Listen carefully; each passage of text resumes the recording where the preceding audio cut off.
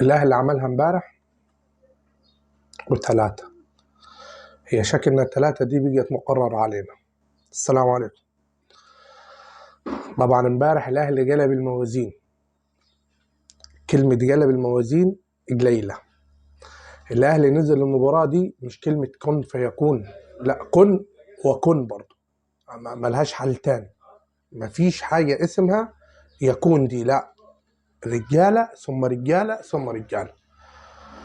شريف من لطشة واحدة هدف. شفت الجزيري؟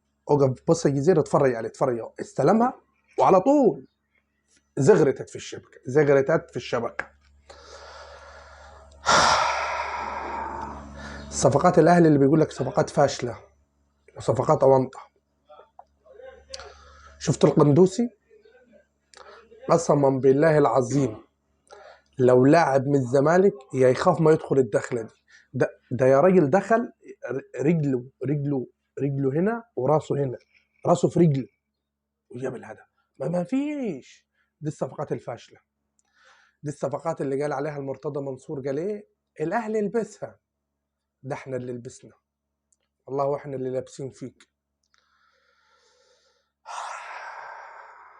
يعني كنا نقول الاهلي بره اهو، لكن يجي الليله طب هدف، طب 2 3. اخواننا عايزين مننا ايه تاني؟ وين الرجاله؟ الاهلي لما قصد قال انا عايز رجاله في الملعب، لقينا الرجاله في الملعب. طيب احنا ولا لقينا رجاله قصاد بيراميدز، ولا لقينا رجاله قصاد فيوتشر ولا اسوان. شوف يا اخواننا باذن الله بكره ايه اللي هيحصل. بكره او بعد بكره، كمان يوم 7. بعد بكره نشوف ايه اللي هيحصل. شوف هنلاقوا رجاله ولا مش هنلاقوا رجاله. بس والله دم بيغلي، دم بيغلي على يا اخوانا. انا لو من والله نتمنى بس ان جمهور الزمالك بس ياخد اللعيبه كده يمسكهم فرجوا. زيزو زعل لما قال له خليكم رجاله في الملعب، واحد الجمهور عاوز تتعرك معاه.